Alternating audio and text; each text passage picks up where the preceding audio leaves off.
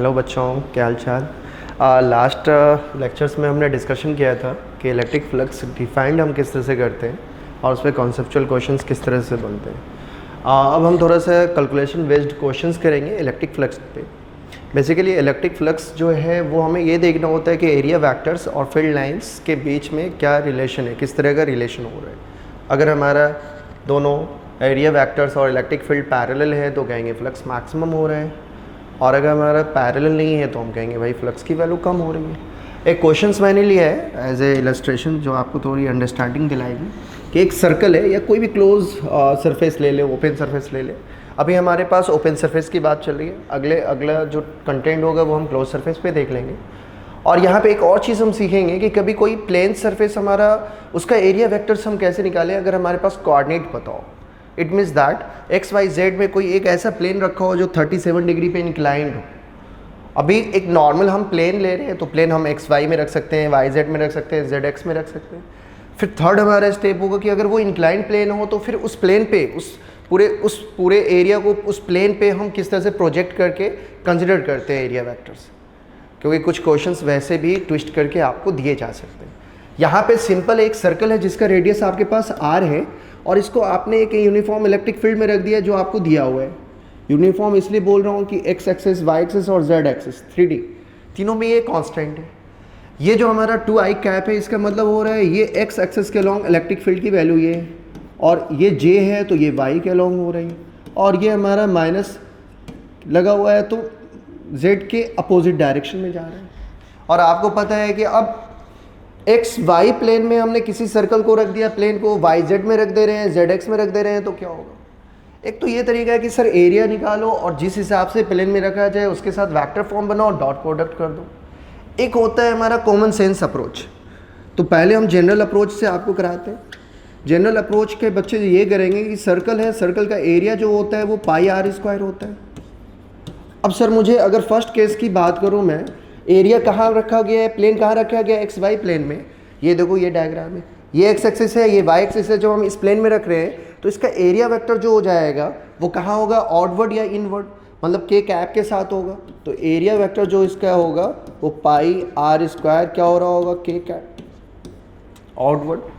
क्योंकि आपको पता होता है ये एक्स एक्सिस होता है, अगर हमारा ये एक्स एक्सिस है, ये अगर हमारा वाई एक्सिस है तो ये हमारा थंब क्या हो जाता है, जेड एक्सिस हो जाता है। तीनों एक्सिस आपस में म्यूचुअली परपेंडिकुलर होते हैं। अगर किसी सरफेस को मैं एक्स वाई में रखूंगा तो एरिया कहाँ होगा, जेड में होगा। उसी तरह से वाई जेड में रखेंगे तो एरिया कहाँ होगा, एक्स में होगा।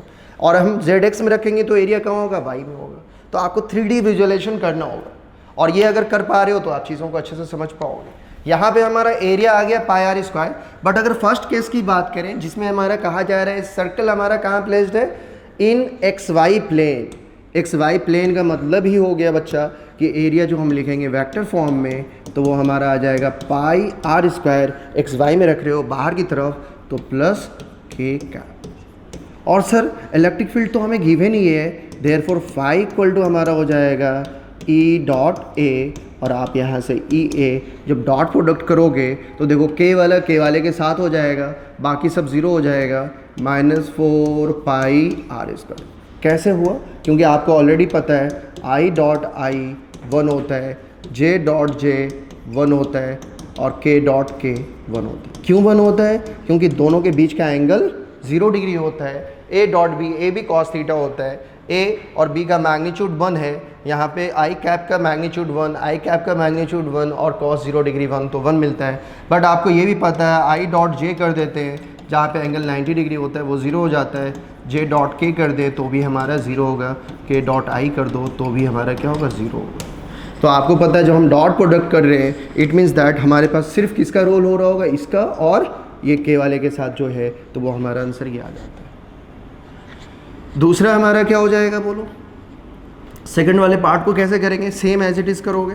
बस ध्यान रखना कि फाइव इसके लिए जो एरिया वेक्टर हो जाएगा सेकंड केस के लिए वाई जेड में रख रहे हैं तो एक्स की तरफ हो जाएगा तो 2 आ जाएगा, 2 पाई आर स्क्वायर।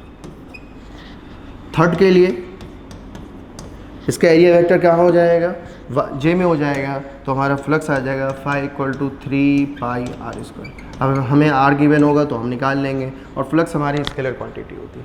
एक तो ये हुआ कि हमने एरिया वेक्टर्स बनाया, डॉट प्रोडक्ट किया, then after we obtained the answer. अलग अलग सिचुएशन के हिसाब से हमने आंसर को ऑब्टेन किया।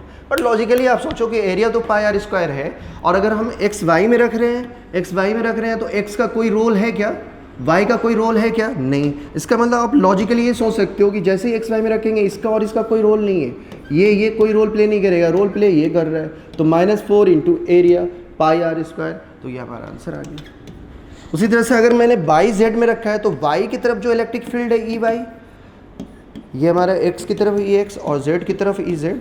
तो जैसे ही हमने वाई जेड में रखा तो बच्चा इसका कोई रोल नहीं है और इसका कोई रोल नहीं, किसका रोल है, सिर्फ ई एक्स ही है जो इस एरिया को क्रॉस कर रहा होगा। It means that E x का कंपोनेंट हमारा क्या हो जा रहा है 2, और एरिया कितना है हमारा पाई आर स्क्वायर। तो ये आंसर आपका है।